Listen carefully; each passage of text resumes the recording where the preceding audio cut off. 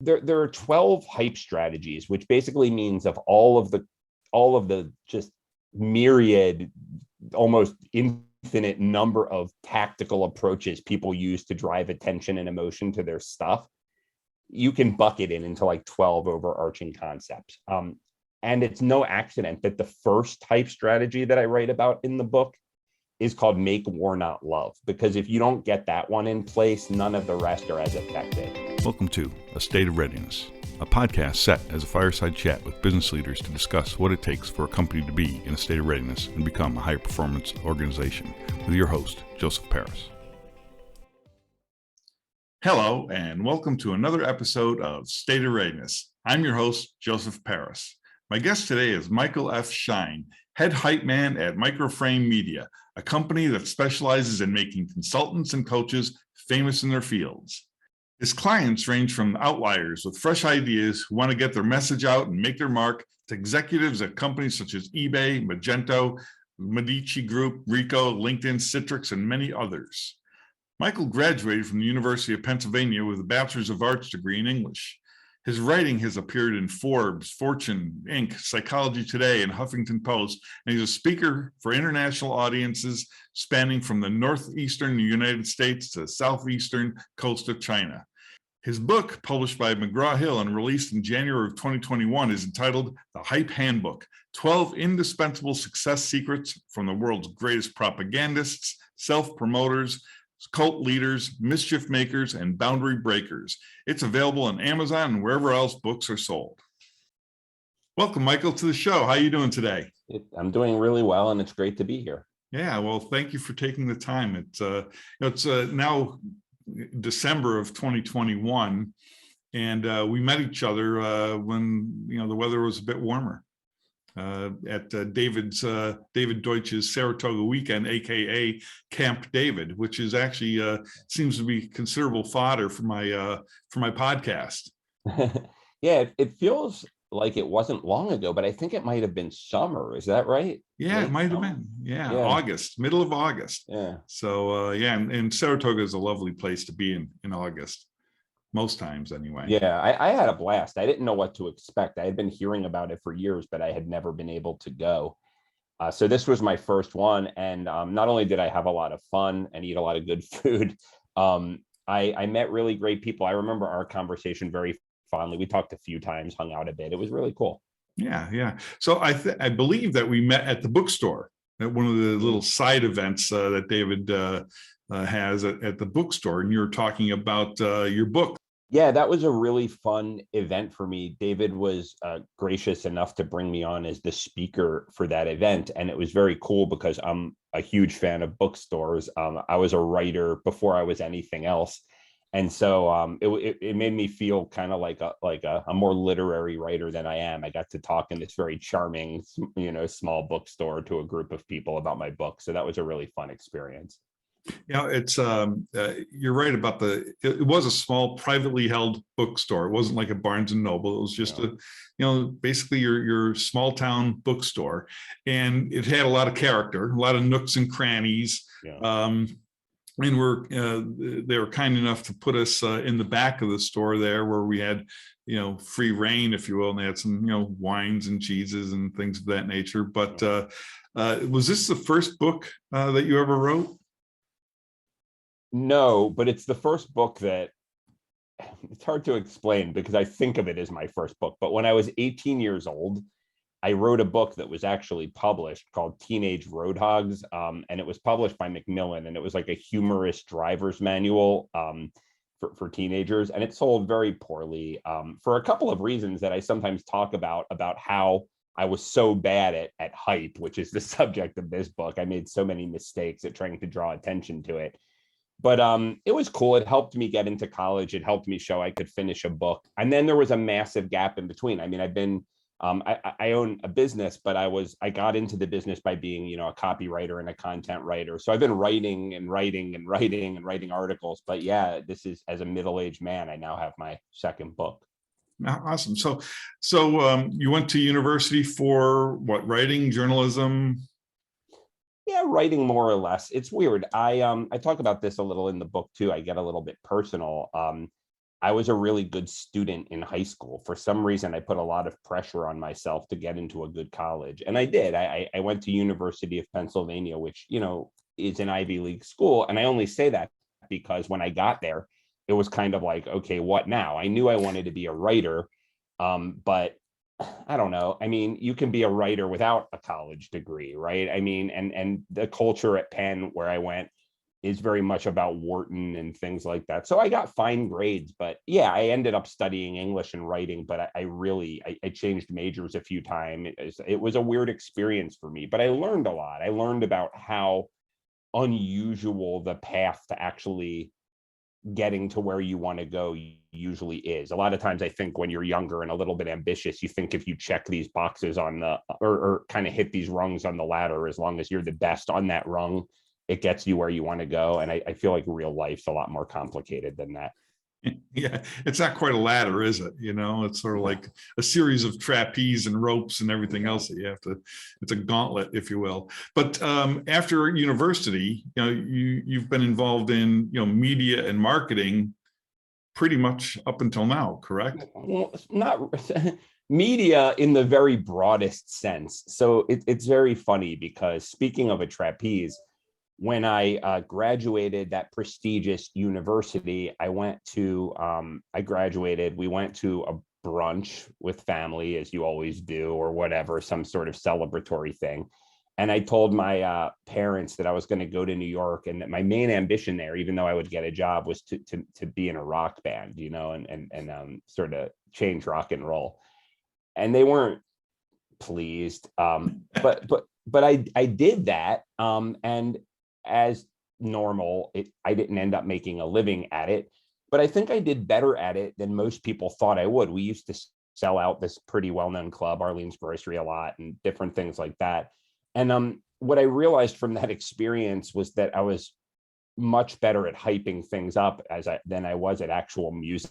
I mean, we would do all these crazy things to pack the shows. I mean, we talked ourselves onto Showtime at the Apollo because we knew we would be booed off and that would get us press attention, things like that. So when that didn't work out, in a way, I wasn't in media and content at all. I got hired by a company because of my entertainment, quote unquote, experience. I had also interned at Pop-Up Video, which everyone used to know, but no one knows now. It was a TV show. And so I got hired by this large company that had a subdivision that the owner always had these kind of like entrepreneurial ventures going. And he had this weird entertainment idea, which was a bad idea, and it failed. But they took all the people who had a little bit of talent in that section and moved them into the core business, which was call centers. So like customer service centers. So a way to make money became an 8-year career in that extremely brass tacks industry. And I learned a lot in the beginning and I became an adult, but by the end, I was miserable. And so it was hard for me to do. I quit and I became a copywriter. And that's when I got back into media. So. Okay. And how long were you, or you're still a copywriter, or where are you now in your career? So it's a weird story. So, I felt really trapped in that contact center BPO job by the end, because once you're in that industry, it's really tough to get out. A lot of the people in that industry, it's a weird industry and good in a lot of ways, and that you can not go to college and start on the phones. And just by dint of being good at what you do and being a little bit, willing to work like a dog and that kind of thing, you can climb the ladder. So that wasn't me, but I knew executives who, CEOs, presidents, whatever, who never went to college, who started as agents or trainers. The downside to that is that once you're pegged as a call center guy or girl, that's who you are. So I tried to get like other kinds of jobs and no one wanted me, so I could get jobs in the call center industry. So I was like, this is not a good thing because I don't like this industry, And so I read an article in a writing magazine, which I used to read mainly for the stuff about fiction. And it basically was written, it said, it was written by this guy, Bob Bly, who it turns out is like one of the world's most well-paid freelance copywriters. He writes ad copy and direct mail. And he said that there was a trend at the time, this was like 11 years ago, 12 years ago, of people writing white papers, as a marketing tool. And I remember I read that and I was like, I write white papers at work because there are a lot of people in that industry who didn't ever focus on writing, and I was a good writer. So they would give me stuff like that. And I was like, I can make like $3,000 to $5,000 for an 8-page paper. This is easy. I'll write a white paper a week and I'll make $150,000 a year. That's awesome. So I don't know. I built a little side practice doing this kind of work. I eventually left, but I couldn't do so what I forgot was you need to get the business. You know what I mean? And honestly, I sucked at sales and marketing. And the reason was sales, I just was terrible at. I never had to do it. Marketing, the problem was with marketing itself, because when I used to be in the band, I would consider it hyping up a show, do whatever it takes to get attention. Now I had become a corporate kind of guy. So I was thinking of marketing. So I learned SE, search engine optimization, and landing pages and all this stuff. And it wasn't working for me. And I almost lost all my savings. And then I had this revelation. I was like, wow, I should take that approach that I used to take as a young person. What if I forgot about marketing and thought about hype? What if I just tried to hype myself up? So I started doing stuff like that. I picked a public fight with Gary Vaynerchuk in Inc. magazine, and he responded to me all angry, and that got me a bunch of clients. And I would do things like that. So what happened was, I built a successful copywriting practice. And then after a while, people started asking me, I got a name for myself as this sort of benevolent mischief maker. And people started to ask me, how do you do that? How do you get that attention? So I became, I guess, what you would call a professional hype artist. I mean, I have a company now where we work with usually idea-driven businesses like consultants, but sometimes tech companies, things like that, who really need to establish themselves as a visible presence in their niche. And we figure out, okay, based on mass human psychology, what can we do to get you a lot of attention, drive a lot of emotion around you? And only then do we figure out, okay, what marketing tools do we use? But it's a weird little niche. It's kind of like part marketing agency, part consultancy, part like punk rock collective. And it's called Microframe Media. And that's what I do for a living. And it's a lot of fun. That's really cool. I remember you're talking about the call centers and being trapped in that, in that industry once you're in it. And I just started thinking back to my college days. And I had a friend that had an internship over the summer, and we're talking about what we did over the summer. And he remarked that, he had thousands of people under him over the summer. And I was like, geez, what kind of job did you have? And he finally confessed that he was cutting grass at a graveyard. Oh, thousands of people under him. That's funny. It is funny. But, you think about hype. He was hyping up his job. I mean, made it sound fascinating. And of course, when, here it is, 40 years later, whatever. And I still remember that conversation with him. Yeah, that's really interesting. So what's the difference between hype and marketing? So, as with so many things, words lose their power when too many people start using them, right? So there was that word disruption that was coined in The Innovator's Dilemma, which was a really revolutionary business book by Clay Christensen. And it talked about how certain businesses truly disrupt industries by creating a brand new technology.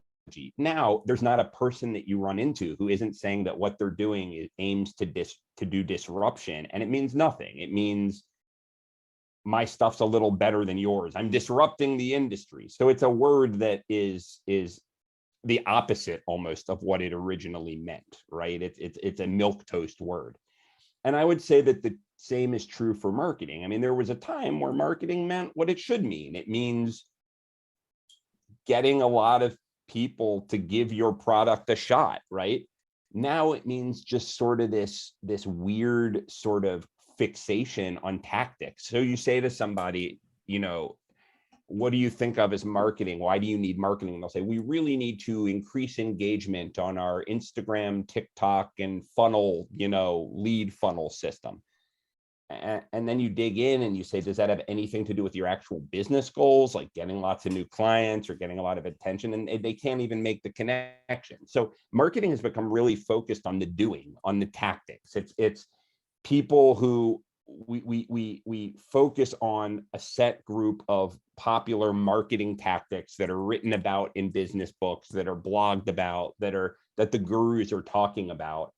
And there's some vague connection to our ultimate business goals, but often it's tough to tell what it is. And before I tell you what I think of hype as, have you experienced this phenomenon? Have you run into this kind of weird marketing sort of Well, one of the things that attracted me to you and your messaging, as a matter of fact, is because I believe in delivering the message in a different way is highly effective. You mentioned disruption. The same could be said today of transformation. Yeah, you know 100%. And they're overusing the word resiliency, and people, they don't even know what it is anymore. So for instance, when I wrote my book on operational excellence, I did not want operational excellence in the title, because everybody had a book about operational excellence and they had it in the title. I wanted it to be something different. Leadership, what is that? Yeah.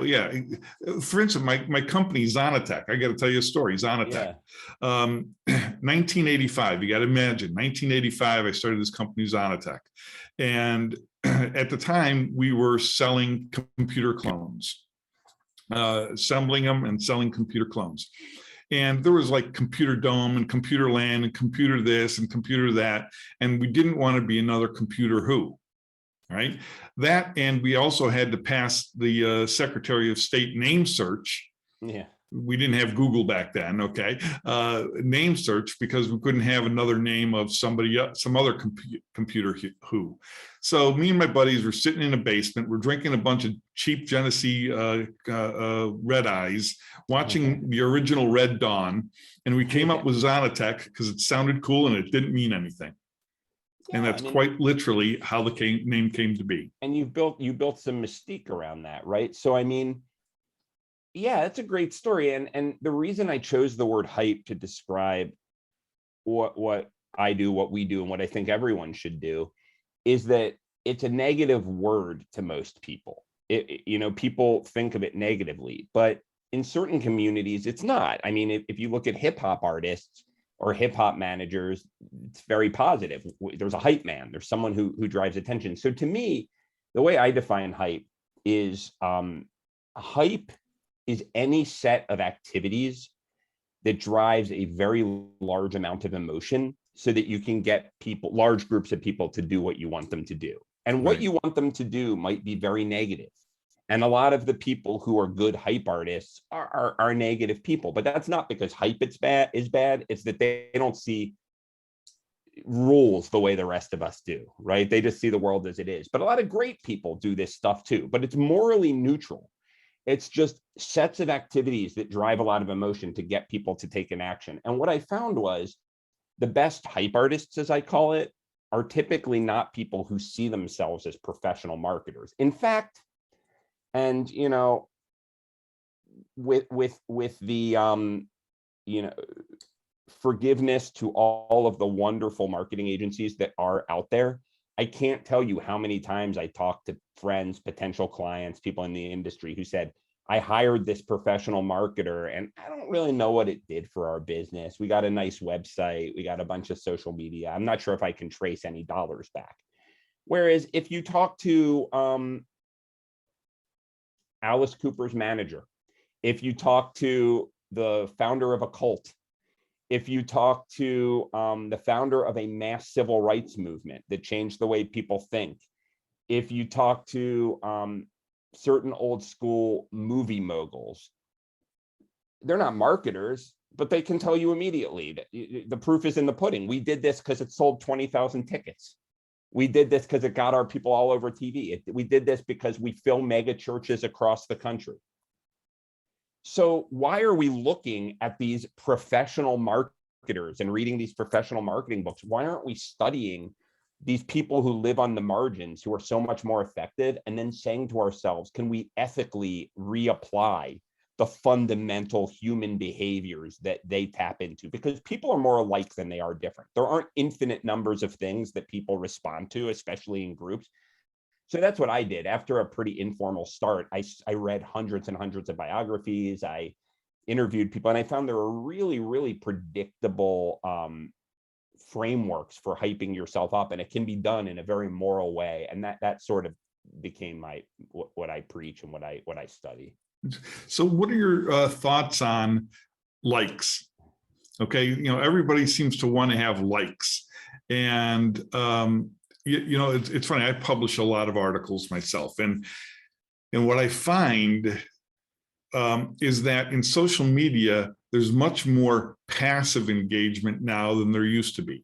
Like when I first got on LinkedIn, you could make a post and everybody would just dogpile it and make comments and likes and everything else. And now what I'm noticing is that there's far less active engagement, even to the point of a like, but there's far greater passive engagement. In other words, I know that people are reading my articles because they mention it to me when I meet them, yet I know that they didn't engage when I published. Are you finding any of that, or is this counterintuitive, or where do you think the trend is going? I'm going to push back on you gently, and okay. I hope you don't, slap me, man. Just You're talking like a marketer, not a hype artist. Okay. So let me ask you a question. What do you think? You've probably done some writing in your life. What do you think of typewriters? I don't use them. I use. Well, what do you think of keyboards? Like, is that if you want to make money?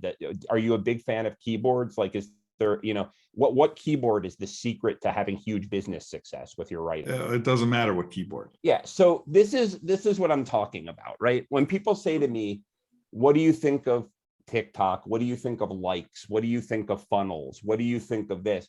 That's like saying, what do you think of pens? What do you think of keyboards? What do you think of word processors?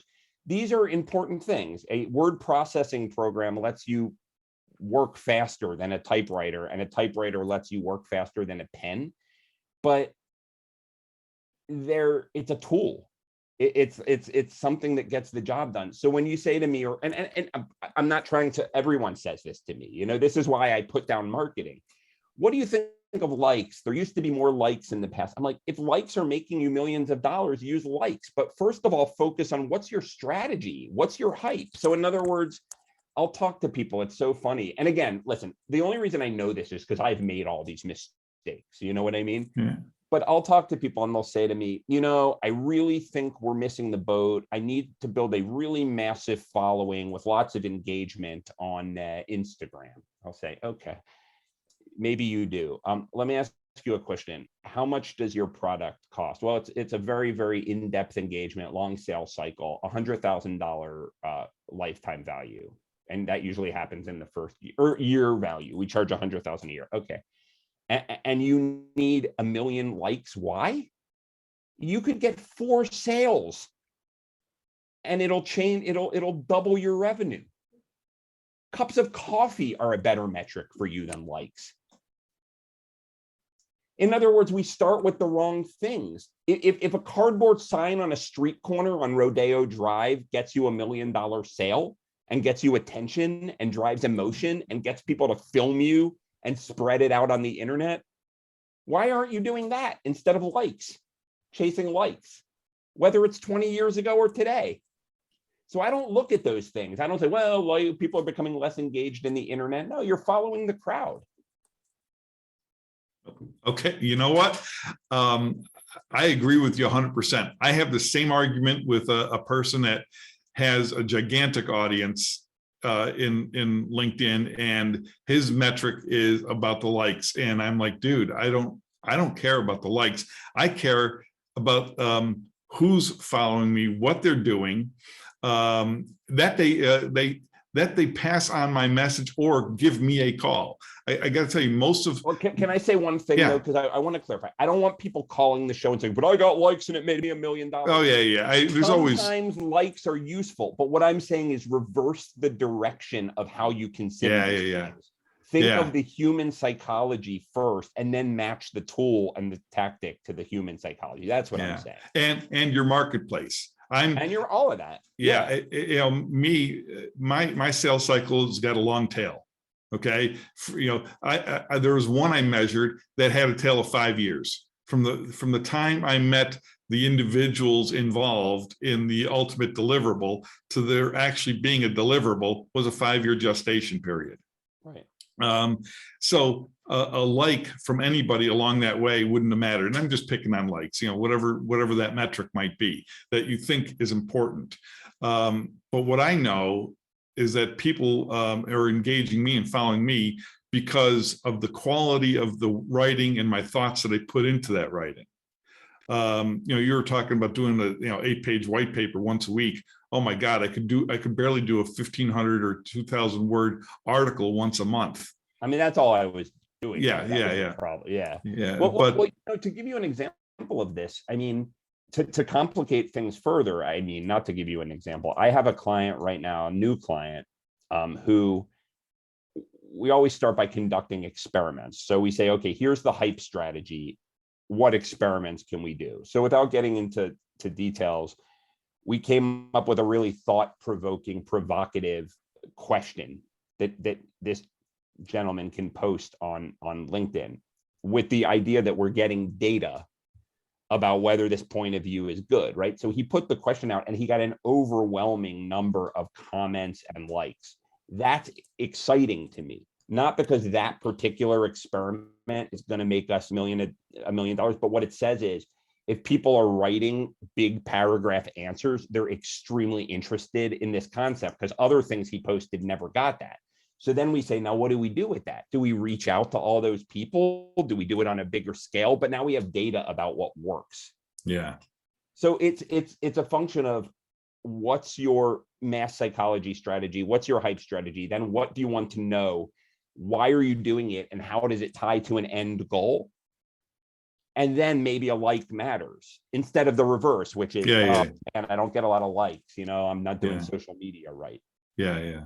So, thinking about hype, and even the name Zonotech.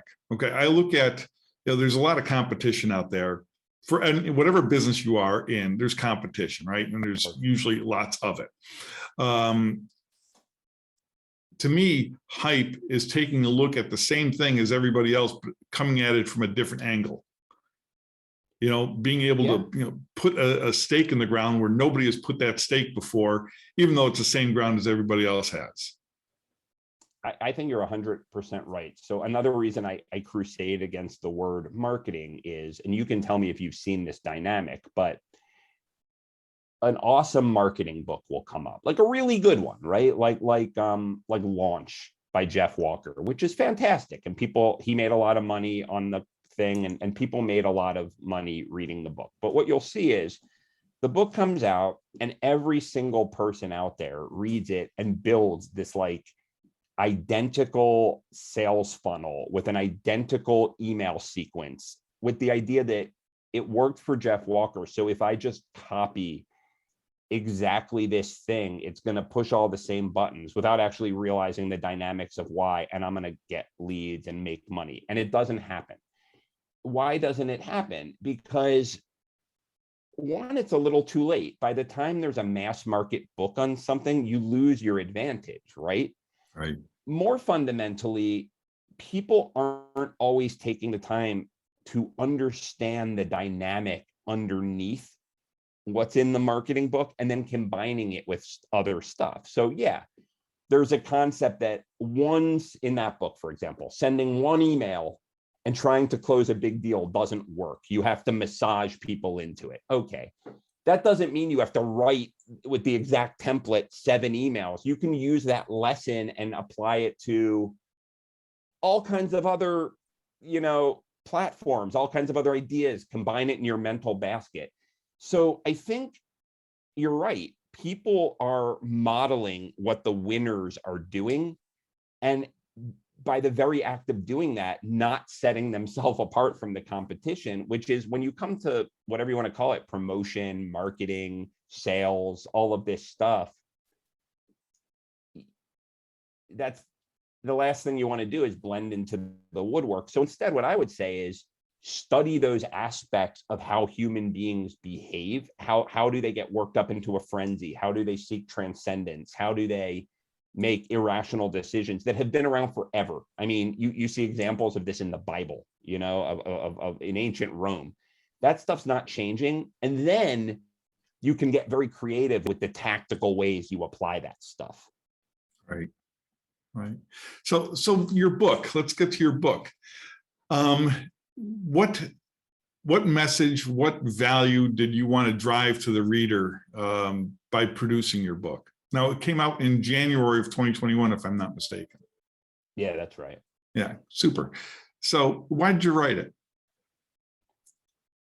So, I mean, one reason I wrote it is because I'm a writer, you know, even though I make my living owning a business and I love my business. I mean, every writer wants a really good book. So to me, like, yeah, there were all those reasons there about I knew it would help my brand, et cetera, et cetera, et cetera, credibility. But I wanted to write a really, really good book that like people who maybe weren't even business people could read, kind of like Robert Greene or Ryan Holiday or some of these business writers who transcend, you know, that. And I hope I got close. I mean, I've heard some people who I don't know very well say things like that. So that's been gratifying. But, you know, the reason I think the world needed this book, which is a slightly different way of looking at the question, is because I constantly run in my line of work. I'm always running into people and companies with really, really fantastic, potentially world-changing ideas. And they'll say things to me, and they're doing fine, and they're making a living, but they've always been hustling for work. And what they'll say to me is, you know, I'm so frustrated because I have this really groundbreaking program that could really do a lot of good in the world. And I look at X guru, Y guru, Z guru, who really doesn't provide a whole lot of value to the world, who's out earning us by 7,000% and is on every news outlet. And I just know that they're selling nonsense and I can't do it. And I'll dig in and I'll find, they're right. Usually their stuff is better. And it's because they're so excellent at what they do and they focus on doing the right thing, and not the right thing. That's not the way to say it. They focus on the delivery, you know, on having the best possible service or product, versus creating hype, versus generating attention and generating emotion that some of the more, frankly, shystery people, and some of those include some names that you probably may not even think of in that way, but people who, when people sign up to their programs, don't really deliver lasting change, do really well. And I see that writ large in the world. I see that there are a lot of people out there whose ideas I think do a lot of harm, but they see the world the way it really is, not how they think it ought to be. And as a result, they generate a lot of attention for their really harmful ideas. And the people who have really great ideas also have this sort of unyielding sense of, well, I shouldn't have to hype myself up, you know, or I should just present things logically. And as a result, no one pays attention. And my whole, I think, other than the things we all have to worry about, like making a living and making payroll and all that, I think my whole reason for being in the world